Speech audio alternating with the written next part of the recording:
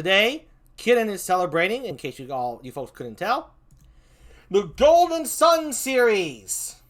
All three This should games. come to nobody's surprise if they know me at all. All right, Khiren, walk us through it. How you first discovered them, why it stuck with you, why it means so much. Tell me about all the goodness about this. Praise it up. Sell it. All right. Well, Golden Sun is obviously my favorite game series. Even Dark Dawn, which is kind of the black sheep of the Golden Sun series, I still have some positive feelings towards it, and I still want Ooh. a fourth game. They literally ended it on to be continued. You can't do that to me. Give me a fourth game. Stop it. Give me more. Uh, yeah, Golden Sun was actually a massive, massive part of my childhood. I had both Golden Sun and The Lost Age for GBA. For those of you that don't know them, they are JRPGs. The first one came out in 2001 and the second in 2002. They were intended to be one game, but they were so massive that they could not fit it on one GBA cartridge. Oh, wow, I didn't know that. Yes. So the development team just decided to split it into two different games. And for the most part, they're really cohesive, playing from one to the other. But there are things where clearly they had ideas partway through making The Lost Age that didn't get into the first one. So, like, for example, there became like a crafting and refining system in the second one, which didn't exist in the first. But overall, they're just so much fun. They're classic JRPGs, but they're also very unique in its own way thanks to the setting. It's like you can see it's normal. You know it's the classic JRPG. You've got the four elements that make up everything. They refer to everything as alchemy, and the elements are the building blocks of the world. Everything Cool. is made up of those four. And the people who can manipulate those elements are adepts. But throughout playing it, you get a really like slow reveal of the history of that world and how different things that are happening now came to be, and you start to like question what you've been told by certain people throughout it. So it starts out very straightforward, classic. You expect like, okay, you're a couple of characters and you've got your call to adventure and you're going to go save the world. But it's really refreshing as you start to realize like, wait, the bad guys have motivations that are not actually all that bad. And Ooh. hold on a second, you hit the second game and you're playing as a completely different group of characters.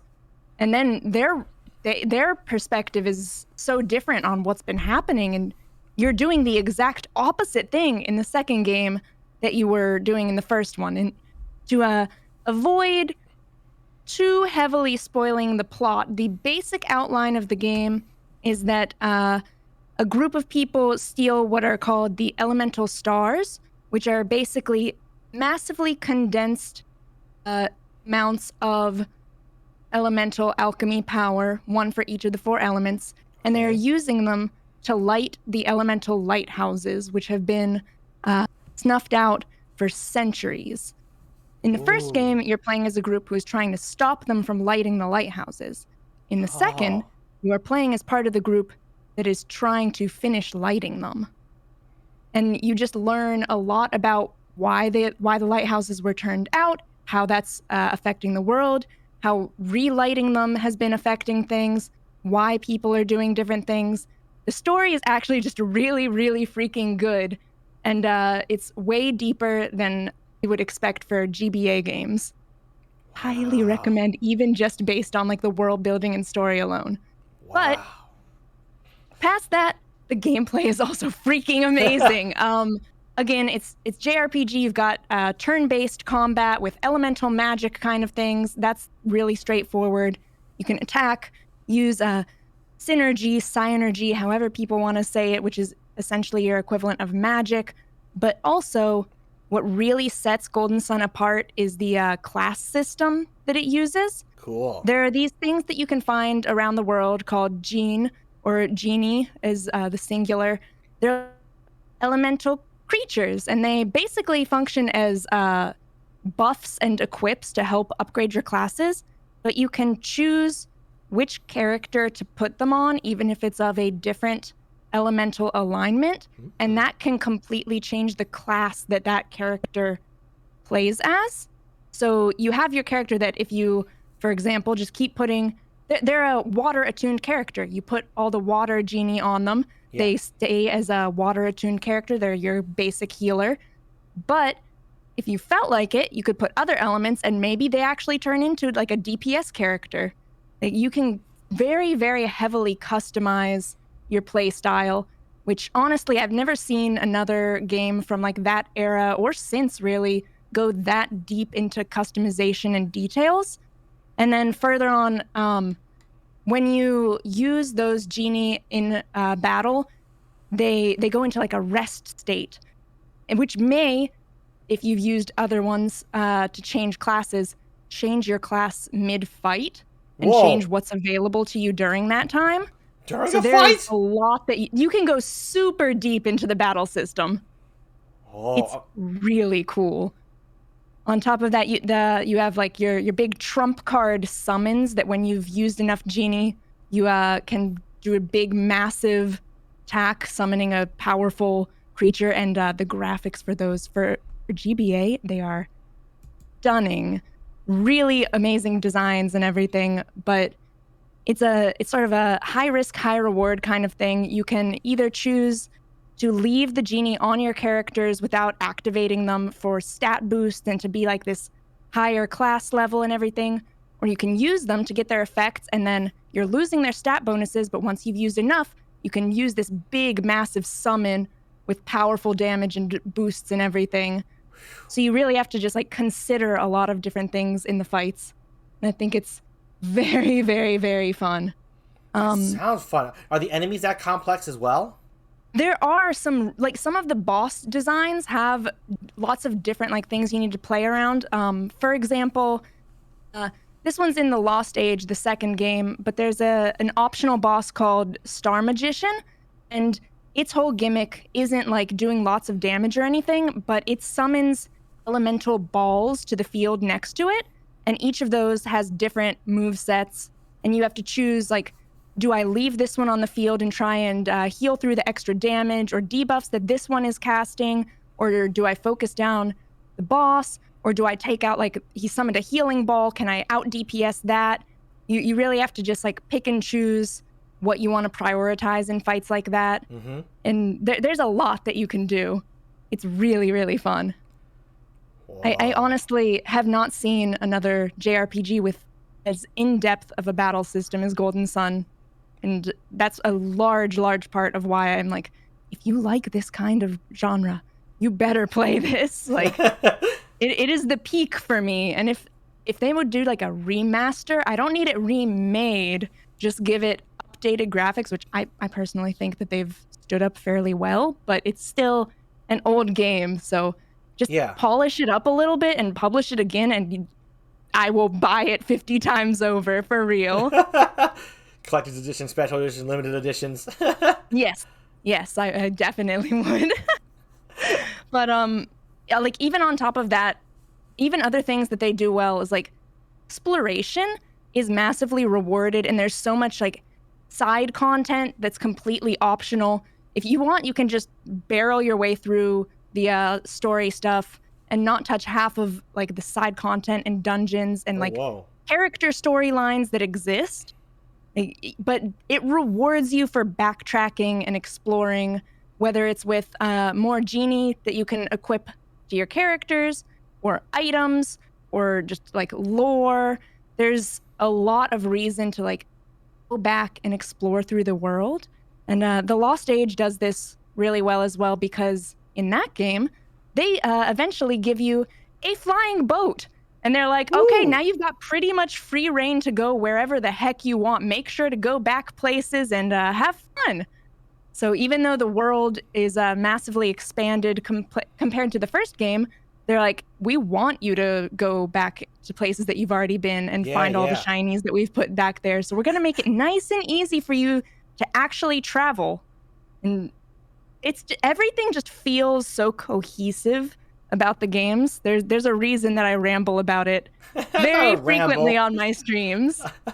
I would call it ramble. I call it just like praising the heck out of it. Love praising. It's just something to just talk about. It's so fun. It sounds fantastic. I didn't know about I didn't know. Okay, I didn't know even. I don't think I knew about a tenth of what you talked about this series. So I'm just like I'm first hearing about it. But dang. And then the soundtrack. Oh. The music is so good. Please listen to the music. It's so good. Okay, I'll stop.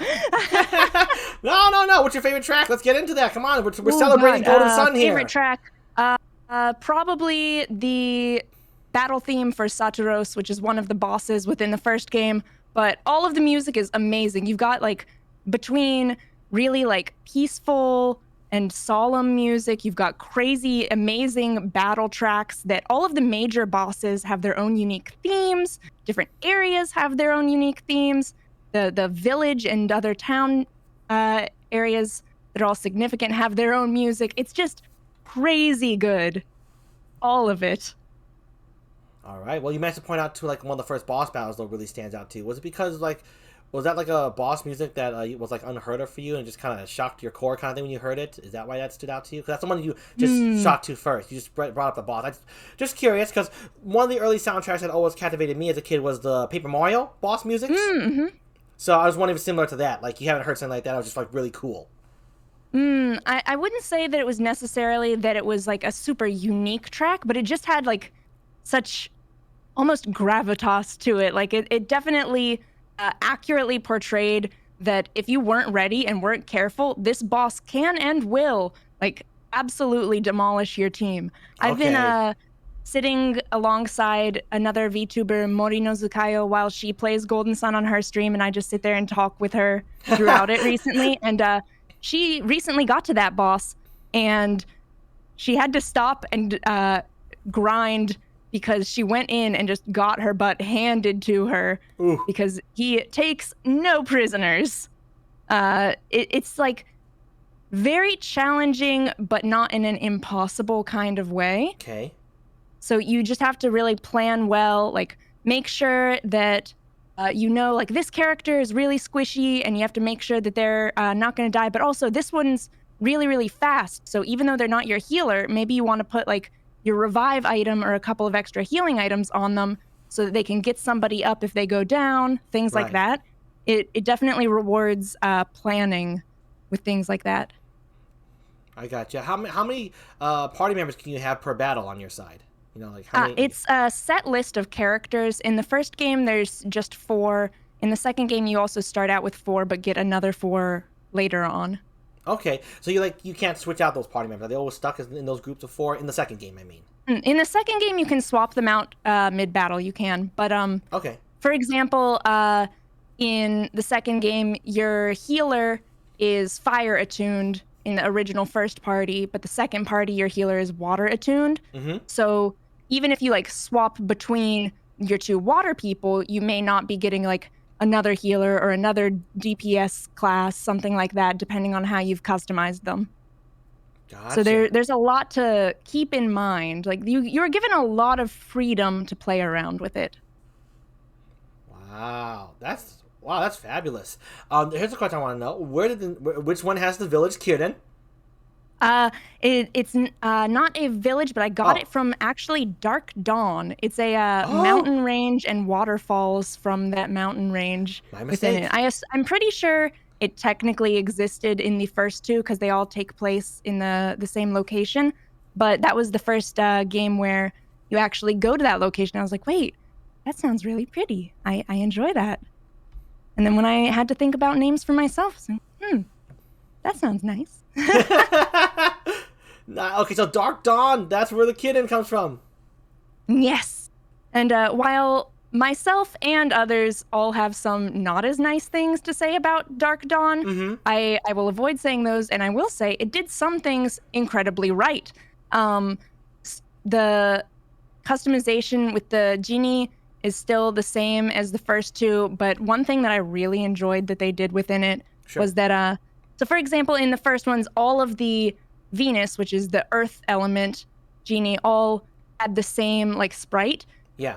Every single one has its own slightly different and unique shape and form for each and every element in Dark Dawn. So for example, if you have a Venus one called, I don't remember what each of them looks like, but I know like sap is one. Maybe they have like a little bit of tree bark kind of pattern on them, or Ooh. granite. He's got like sharper edges like a rock. Like they all clearly have the same base shape, but they gave each of them unique actual designs, which I thought was a super, super cute touch. In the box art that you can see up there for Dark Dawn, like for example, the top right is the default Venus genie for Earth, but Oh.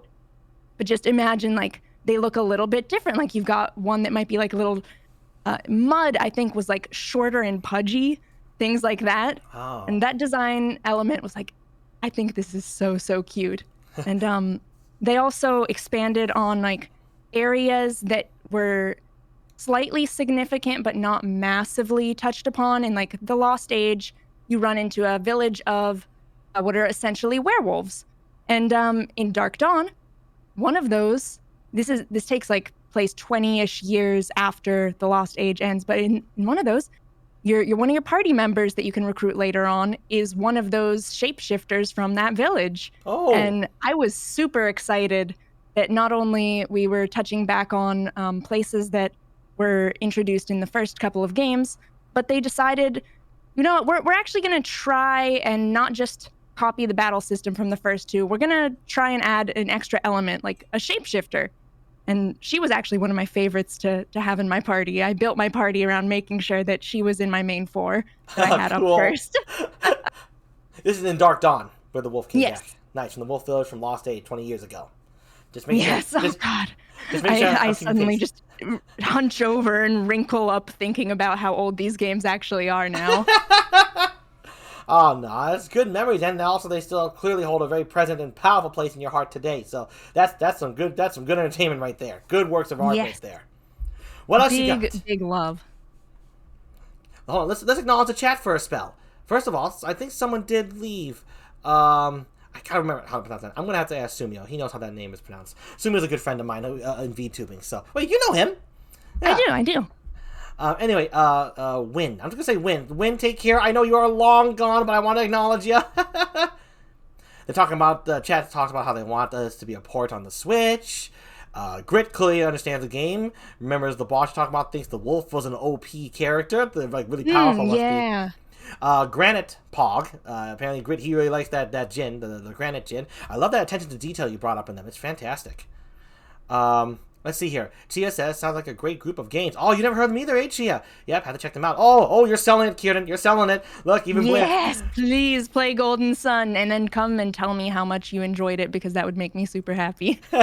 Blair's even saying definitely gonna check these games out. And evidently they were on the virtual console for the Wii U, and that's probably why they may not come to a Switch port, because that's where they are most recently. Yes. Oh, I also see that Grit mentioned Aeolio is also a good character. That's another thing that I think tied in so well for Dark Dawn compared to the others. At one point in the second game, when you have your boat that takes you across everywhere, you can stop in on an area that's like a pirate cove, essentially. Mm-hmm. And you encounter a baby, a toddler, that they can't even speak, but they sort of are displaying that they have an affinity for using Psynergy, being able to like use magic, and you can pick them up as one of your characters, all grown up as like a actual person in Dark Dawn, and that just made me super happy. Oh wow! So that's one of the highlights. What's Grit talking about when he says I still have to beat a Dullahan from my stream as a rival? Dullahan is like the optional super boss in the first. No, was Dullahan in the first or the second? Dullahan might have been in the second. No, hold on. Let me go do my research. Grit, hold on. I think Star Magician that I had mentioned earlier was the final optional boss in the Lost Age, and Dullahan was from the first one, right? In Crossbone Isle. No, he's in Lost Age. Yep, Grit just confirmed. Second. Oh. Well, each of the games has like optional super difficulty dungeons at the end of, well, not even at the end. You can go early, but please don't. You will absolutely get your butt handed to you. But not only are those bosses really, really difficult and you need to plan around them. But they also have, I mentioned summons that you can do if you use your genie during battles. So they can unlock different summons for you with optional bosses and exploration and everything in the second game. And let's see, there was something else that I just thought of that I intended to mention, and now I've completely lost it again. Well, okay, listen, Grit also said you're right. Lost Age Star Magician is one of 4 optional bosses. Yes. I that one honestly is one that has left like the biggest mark on me as Star just Magician. like a boss design for combat wise. Just so good. But Crossbone Isle in the original game is where the first game's mega boss not at the end even, you can completely just bypass this and go finish the game if you want. That's where that boss is, and I accidentally went there the first time that I arrived there. I didn't know it existed, and it was a very rough time.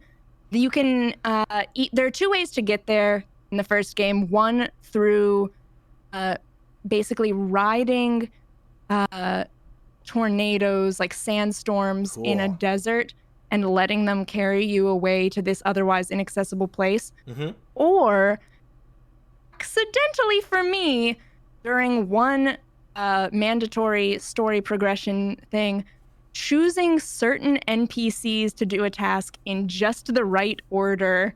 And it's like you're choosing who is going to row a boat, basically, when your ship is going off course. And you can choose between like really burly people or really like old people. And I accidentally weighted who was rowing on which sides the right way.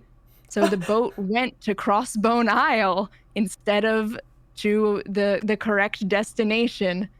It was, you discovered it by chance. Yes, that's how I found it too. And it was a big old wake-up call, because in a normal playthrough, if you have not been crazy grinding, if you accidentally make your way there through that method, good luck.